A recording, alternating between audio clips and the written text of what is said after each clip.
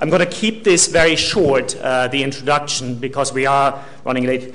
We can do a little bit longer than the initial time at 1:45, but we only have like 5 or 10 more minutes or so. My name is Eric Neumayer. I'm the head of the Geography and Environment Department, and I'm going to chair today's event talk on green growth to transition to a sustainable economy. It's a great pleasure and honor to have Chris Huhne, the Secretary of State for Energy and Climate Change, speaking to us today. Chris is, of course, a professional politician, but he's had other professions before. He's been a very successful and award-winning journalist, writing for The Guardian, The Independent, The Economist, amongst others. He's been an entrepreneur in the city before then he became member of the European Parliament in 1999 and later on member of Parliament in the UK, that is for the constituency of Eastleigh since 2005. At the general election in 2010, I think there was some speculation that you could become Secretary of Home Secretary. You would have been equally suitable for that, given that you were shadow speaker for this. But of course, you know, we at Geography and Environment and Grantham Research Institute, we believe the environment is much more exciting, or energy and climate change is much more exciting than utterly dull home affairs. So I'm glad that worked out the way it was. It's also, I believe, you have a real passion for issues having to do with energy and climate change. A lot of your political campaigns was run on the idea of green tech, so we are simply delighted to have you here today and speak on green growth, the transition to a sustainable economy. You will speak for 20 minutes, 25 minutes, then we will have a short question and answer session. Please join me in welcoming. Thank you.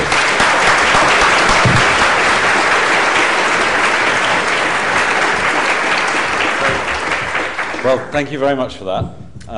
Yes, I do have an enormous interest and passion for climate change issues, and I'm delighted that there's such a good audience here. I'm told that we should brush up our economics because I think that this was a ticketed event, and we made the tickets available at 10 o'clock, and they were all gone by 2:15. So a good LSE economist would be suggesting we clearly need to put a price on for next time round, and given the state of the public finances, that might not be a bad idea. Thanks very much indeed for inviting me, and I'm delighted to be here. 3 years ago, the credit crunch really hit home. The economy suffered its most profound shock since the 1930s, and indeed customers queued around the block in the first run on a British bank for a century and a half.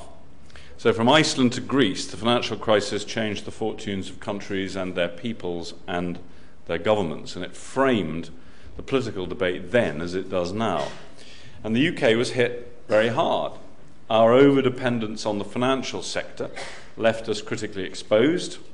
Our banks were very badly damaged, our credit rating faltered, and our gross domestic product fell by 5% in a single year, which was the sharpest drop since 1921.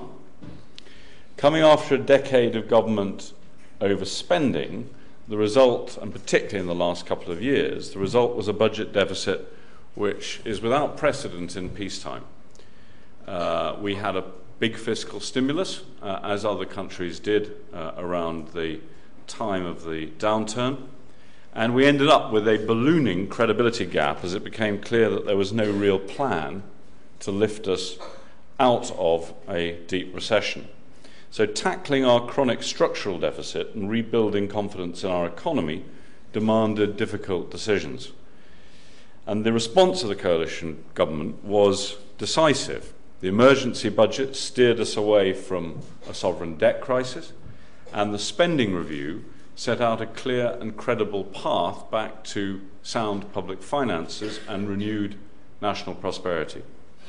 And the latest indications are good. GDP is growing faster than expected. Our national credit rating has been reconfirmed at AAA by Standard & Poor's just this week. Investors feel confident that the UK's course of action on fiscal problems is true. We have weathered the storm. But now we're in the open ocean, and the question remains, where is the growth going to come from?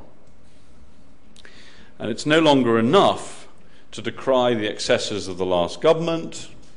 Yes, the cupboard is bare. Yes, Liam Byrne left a note saying there is no money left. It is up to us to fill it. Over the past week, you've heard our plan to bring back growth, a tougher competition regime, funding for scientific research, the National Infrastructure Programme, the local growth strategy, and together they will help restore prosperity and promote growth.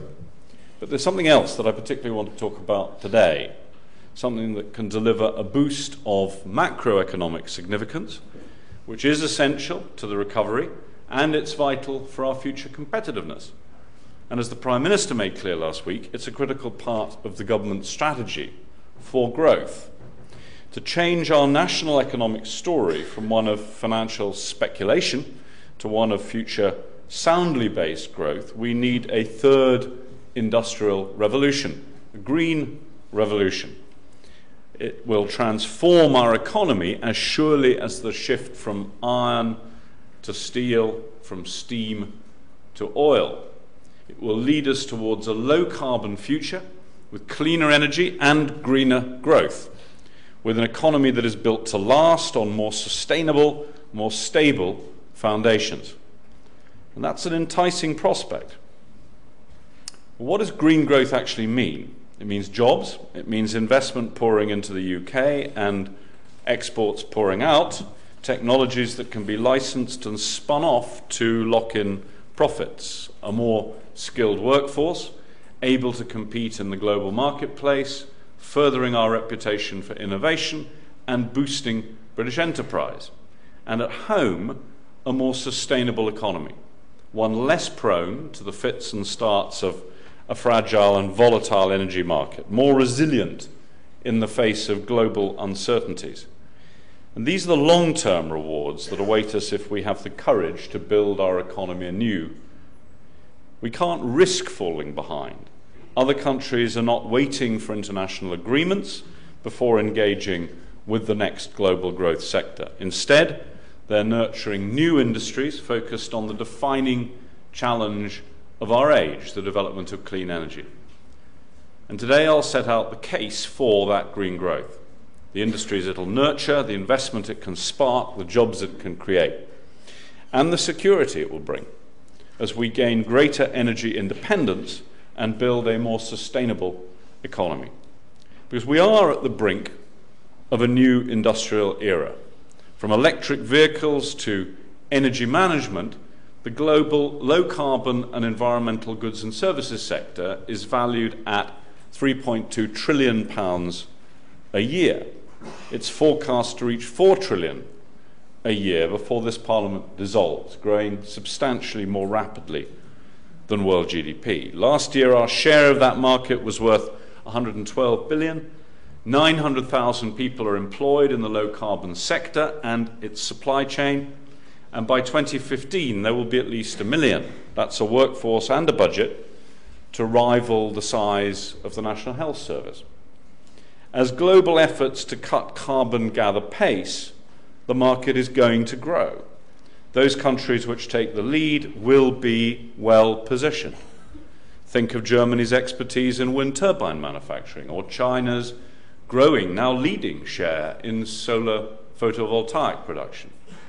And we must secure a bigger slice of the pie. In offshore wind, in carbon capture and storage, Britain can establish itself as a market leader.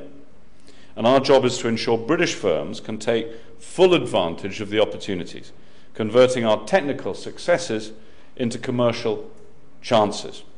That means removing barriers to innovation and investment at home, exporting the best of British overseas, and securing international buy-in for the low-carbon transition. The best way to achieve that consensus towards a low-carbon future is to lead from the front. On energy supply and energy demand, we can set an example which boosts growth at home and competitiveness abroad. As with previous industrial revolutions, our primary energy source will define our economy. Victorian fortunes were built on coal and steam. 20th century dynasties were founded on oil and gas. The next generation's prosperity will come from clean energy. It must be affordable, it must be secure, and it must be low carbon. And many of the technologies that will power our future are still emerging. Wave and tidal stream are improving quickly. Solar photovoltaic is becoming ever more affordable, 6% a year in reductions in cost. And in Britain, onshore wind is expected to be cost competitive with nuclear power. This rapid expansion in new technology coincides with an explosion in demand for new electricity generation. Demand for electricity could double as we plug into the national grid to power our cars and heat our homes. Yet the UK's power plants are aging fast. We have 20 gigawatts of capacity lost by 2023 as old power stations close, either reaching the end of their life or indeed being phased out because of EU rules. Ofgem estimates that we need £200 billion of energy investment by 2020 to upgrade our outdated energy assets. And this replacement cycle means energy investment will ramp up significantly, perhaps between 0.5 to 1% of GDP a year. Have no doubt this is a step change, and the opportunities are simply breathtaking. As the next generation of power plants come online, so new industries will spring up around them, from manufacturing to maintenance. Each new plant must be designed, built, operated, and connected to the grid. And to take full advantage of the shift to low-carbon generation, we must allow these developing industries to flourish within our borders. And our policy is built on 4 pillars: energy saving, carbon capture and storage in the supply of electricity, renewables in the supply of electricity, and, as the coalition agreement made clear, new nuclear plant as long as there is no public subsidy. When saving for your retirement, it would be irresponsible to put all your eggs in one basket. And it would also be irresponsible to tie the nation's energy security to just one technology. We cannot be certain of future costs. To keep the lights on and the public finances in the black, we need a solution delivered by the market. So we're determined to make it easier to invest across the whole energy portfolio. We want to remove the planning obstacles that have held up new nuclear. Investors looking at the next generation of nuclear power need clarity and certainty, and this government is providing it. And later this year, we will consult on a new market framework for electricity, one that encourages low-carbon investment and gives consumers a fair deal. And our work on electricity market reform will look at how we can deliver a secure, affordable, low-carbon electricity mix. It's a fundamental change in the market structure that underpins our national supply. And by the second half of the decade, annual investment in the UK energy system is expected to reach £25 billion. Key engineering companies are already planning for opportunities in power generation at a national scale. The world's biggest offshore wind farm, Thanet, is an impressive feat of engineering with turbines the height of Nelson's Column. Yet most of the value in that wind farm went to companies outside the UK, and this has to change. The funds for ports infrastructure announced last week is a statement of our intent. We want to make sure turbine manufacturers can build what they need on our shores instead of importing expensive finished products that could be made here. The sector could create 70,000 jobs, cementing our position as leaders of the offshore wind pack.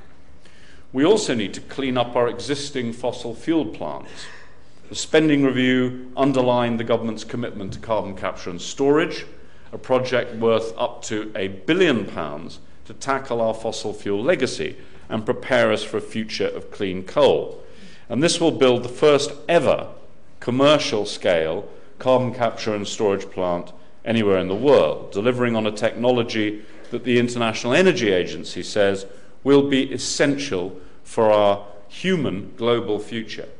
Globally, the IEA estimates that there will be 3,400 CCS plants needed by 2050 if we're to meet our critical 2-degree target above pre-industrial levels.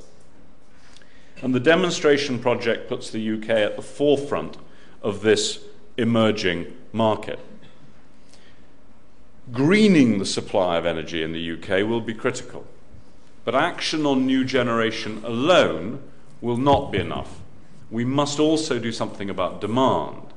And a snapshot of the UK's domestic power consumption reveals chronic inefficiency. It also shows that the cheapest way of closing the gap between energy demand and energy supply is through cutting demand. And a quarter of UK carbon emissions come from our residential housing alone. We use more energy heating our homes than they do, for example, in Sweden. Our homes may be our castles, but they shouldn't cost a king's ransom to run. And in houses across the country, boilers are firing up earlier than they need to, burning more gas than they have to, producing more emissions than they should. And all because our outdated housing stock leaks heat and wastes carbon. Our response is the Green Deal, which is a radical program to bring our houses out of the dark ages. And over the next 2 years, we expect to insulate 3.5 million homes with a renewed focus on those in fuel poverty, those who need it most. Then from 2012 onwards, when the Green Deal begins in earnest, energy-saving packages worth thousands will be installed in literally millions of homes across the country, with the capital and interest costs covered by the savings on energy bills. And we will look at how we can apply the Green Deal model to businesses too, enabling them to cut carbon and cut costs. And the potential benefits are vast. From assessment to installation, from manufacturing to supply, the Green Deal means opportunities for skilled and unskilled labour alike.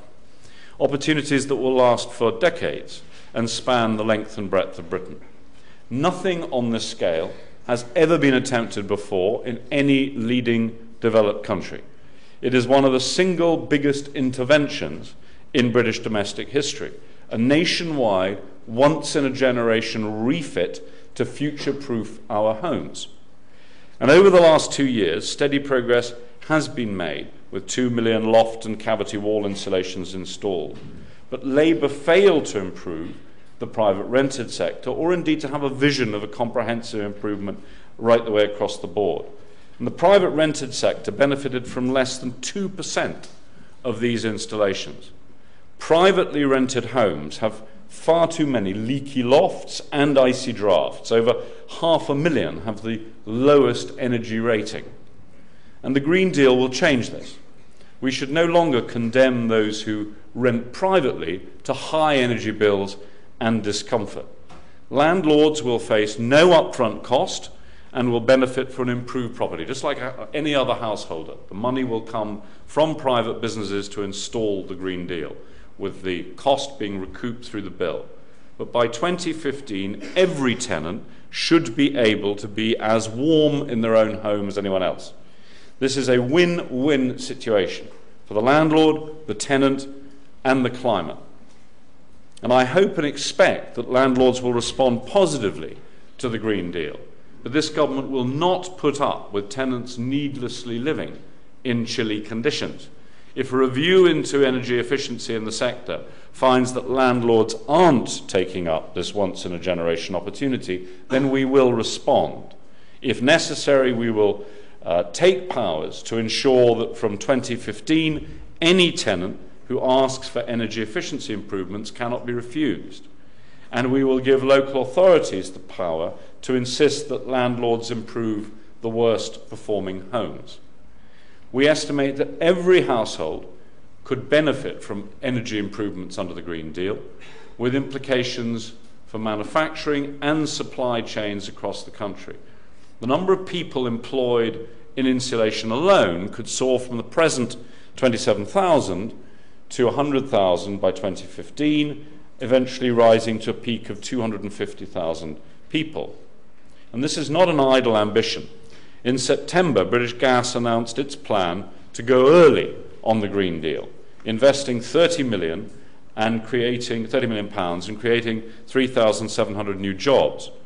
And earlier today, I visited their Energy Academy, where they've just recruited their 1,000th green-collar worker. From school leavers to highly qualified engineers, this is real green growth. Within our borders, with a long time frame and with no regional bias, because our homes are everywhere. The Green Deal will also reduce our reliance on imported fossil fuels. The most inefficient households could save £550 a year on their fuel bills. And if every household took up the Green Deal, spending on gas would fall by £2.5 billion a year. With more than a third of our gas currently imported and UK gas production on a downwards trend, the net result is a saving in imports and a saving on the national level. And that bigger picture is important. The link between the micro and the macro illustrates a curious truth. Energy saving, double glazing your windows, really can improve the UK's energy security. And energy security matters as well as climate change. Not just security of supply, but security of price. For it's becoming increasingly clear that the age of cheap energy is over. Dwindling fossil fuel resources and soaring demand suggest that we're headed towards an energy crunch. The Gulf of Mexico merely underlined the point. Extracting fossil fuels is becoming more risky and more costly. Yet one of the clearest lessons of the financial crisis is that growth is nothing without stability.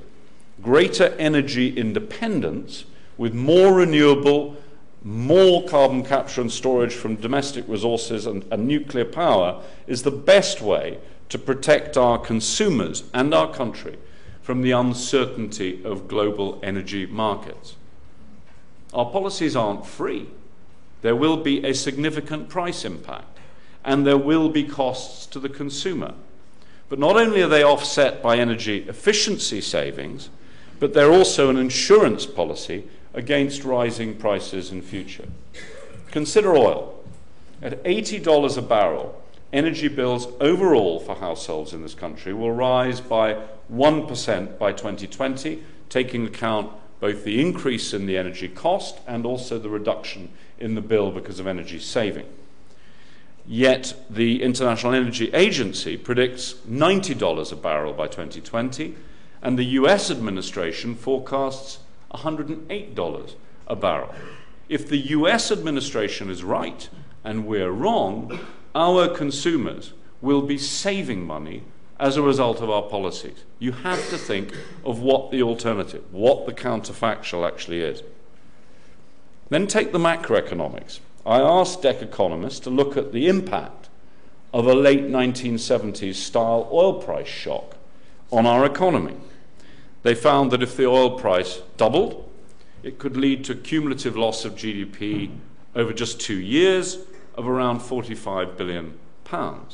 That's the equivalent of the entire Ministry of Defence budget in 2008-9. It's bad for business, profits, and jobs.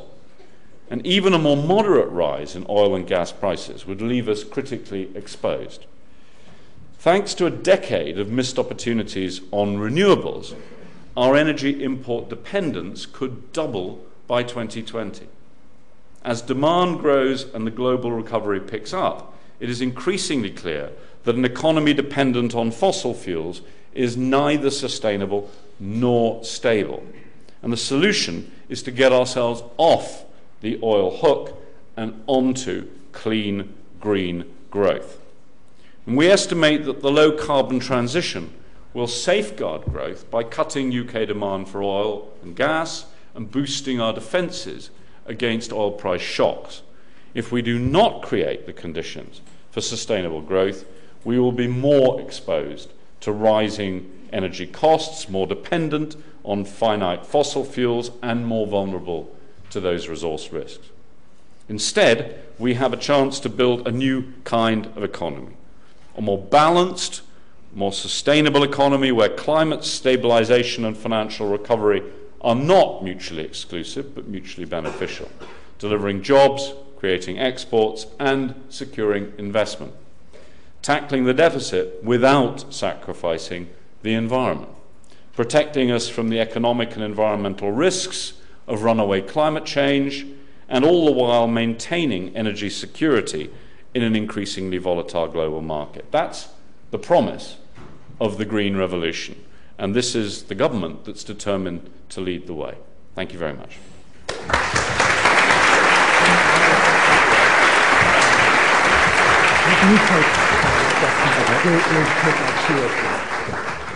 Okay, thank you very much, Chris. We have a few more minutes' time. I will take questions now. I will take 2 or 3 together. I will take questions, even though this is a lecture theatre, not lectures, please, from you. And please wait until the mic comes to you, and please state your name and where you are from. Okay, can I have questions, please? We have one here, one over there, the lady over there, and then one over here. Hello, my name is Kai. I'm at the Grantham Center and I'm doing a PhD on climate change negotiations.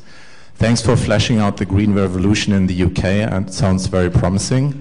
Of course, if a country alone is doing it, that's not going to work on a global level. My question to you then is, what is the UK planning to do at the upcoming negotiations in Cancun in order to avoid a process failure of the negotiations as it happened in Copenhagen? Thank you.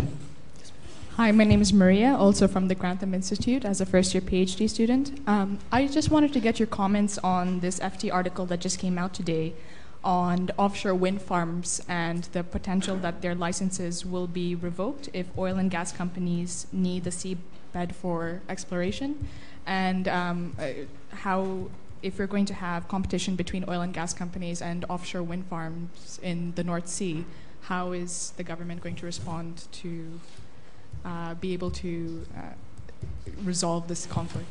Okay, one more for this round, and then we'll have another round.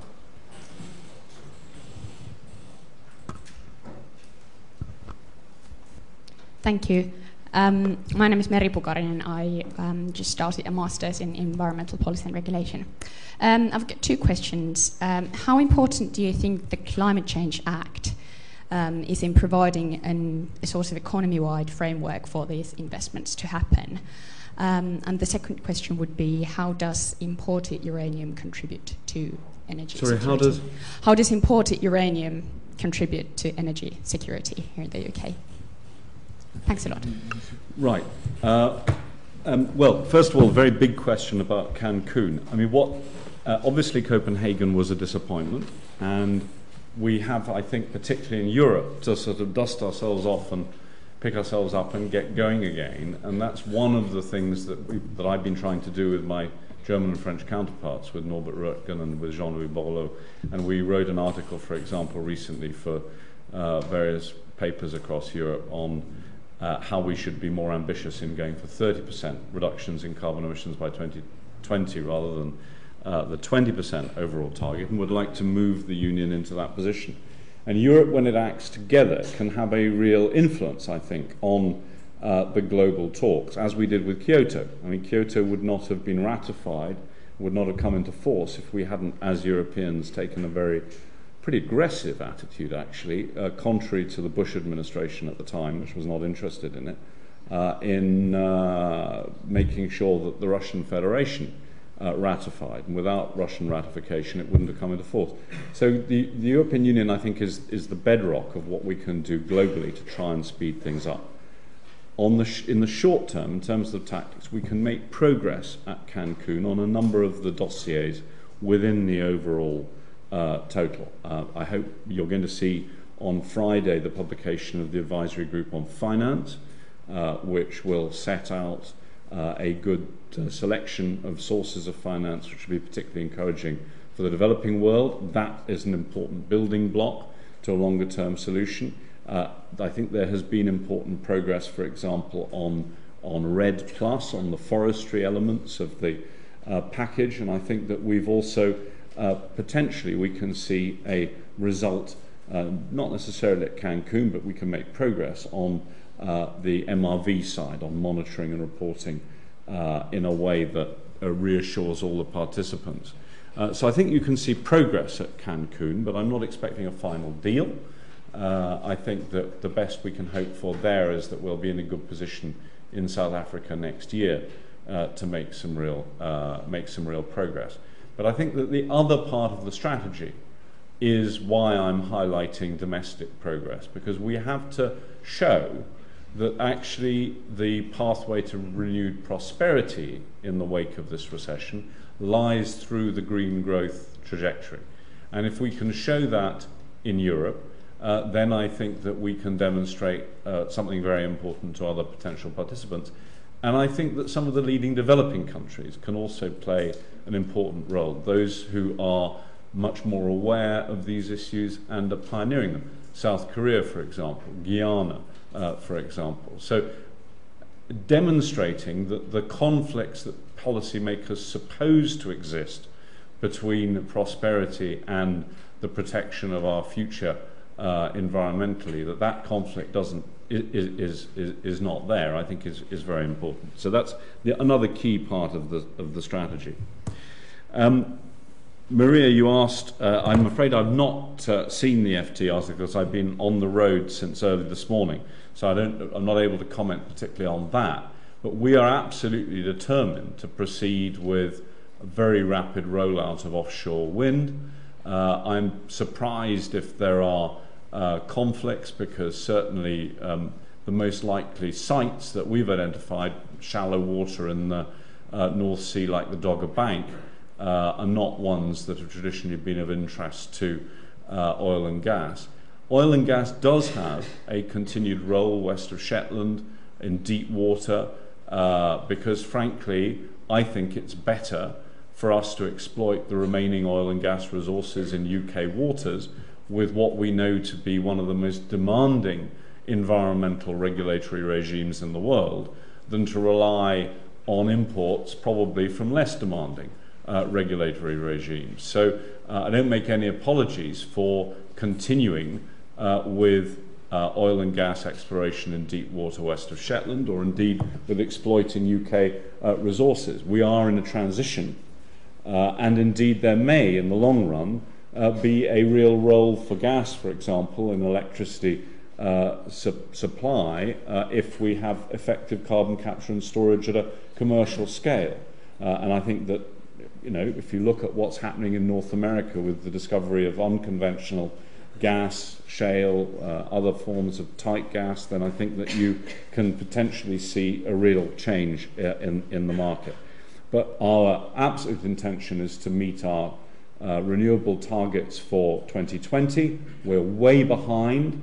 We currently have inherited a position in the EU where we're 25th out of 27 member states in terms of our proportion of energy from renewable sources. That's frankly scandalous. On renewables, we're playing in the Conference League when we ought to be playing in the Premiership. And we're absolutely determined to remedy that, and I've said very clearly that we will be the fastest improving country in Europe on renewables, and you don't do that without a very substantial rollout of offshore wind. I think in your question about the Climate Change Act, I think the Climate Change Act was significant. I think it came in for a lot of criticism at the time for being just a set of objectives, who was going to police it, who was actually going to make sure that it was delivered. But the very fact that we set an overall target in legislation for an 80% reduction in emissions by 2050 meant that policymakers now have to think hard about 2050 as a serious policy objective. And we have a framework with the Climate Change Commission and the excellent work that Adair Turner and his team do there to keep us on track for that and to maintain, I think, a running commentary. That's exactly what the Climate Change Commission is meant to do, a running Climate Change Committee, a running commentary on the success or failure of governments to hold to that target. And just to give you a practical example, when we were reshaping the Green Deal and we were looking at how ambitious we wanted to be, it was clear that the department had been thinking previously about a horizon of 2020. And I said, well, hang on a minute, we actually need to think about 2050 because that's our legislative target. And frankly, the idea that we're going to keep going back into people's homes to do little bits of improvement in energy insulation between now and 2050 is crazy, because the consumer resistance to the hassle of this is so enormous that you really want to be able to assure people that you're only going to go in once and do the job so that these things really are fit for purpose in 2050.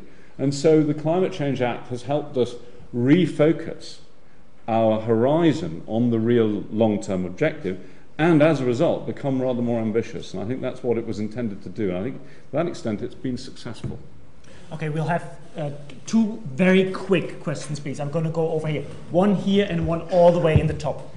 Very brief, please. Yeah, hello, my name is Björn Wolf. I'm studying management sciences first year at LSE. And I wanted to, or my question is whether market-based initiatives like a carbon certificate system, which could raise the price for carbon-intensive energy, is more effective than like a direct governmental incentive, or whether the governmental approach is better. All the way up, please.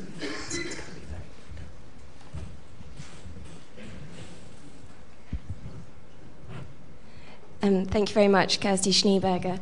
I'm interested to hear if and how you incorporate the principle of intergenerational equity in your decision making, and in particular how you see your leadership role in safeguarding the rights of young and future generations. Thank you, Chris. Well, on the market-based incentives, I'm under injunction to be very, very quick, I'm afraid, because both of those questions could elicit some quite long answers. But market-based initiatives, clearly we should try and do what we have to do on the environment in the cheapest, lowest cost possible way. I mean, you know, as an economist by background, that's sort of built into my gene pool, and that's always what we're trying to do. At the same time, you know, those of us who've also done second best economics realize that you don't always get exactly what you want in life. My life seems to be currently quoting pop songs, but you don't always get what you want in life, and sometimes you therefore have to go for second best solutions. The best solutions are ones, I think, in general, which use price mechanisms to discover the lowest cost ways of reaching solutions, but sometimes you do have to go other routes if politically that particular route is blocked off. On intergenerational equity, in many ways, climate change is the single biggest issue of intergenerational equity. I mean, you know, frankly, in my lifetime, putting up with an extra half a degree isn't going to be a big deal. But in your lifetime, it's going to be quite significant. And in your children's lifetime, it could make the difference between whether the carrying capacity of this planet is 6.5 billion people, which is the current population, or 1 billion people. And we probably should actually stop talking about climate change as an issue which is a threat to the planet, because the planet will look after itself. It's actually a threat to us. And in intergenerational equity terms, this is probably the biggest significant issue we could possibly be addressing. And that's one of the reasons why we have to go on putting it at the forefront of international policy making. Okay, before I ask you to join me in thanking Chris again for what I thought was a very, not only interesting, but very clear and specific talk, one request, if you could please keep sitting until Chris and I have left the lecture room. Thank you very much. Yeah.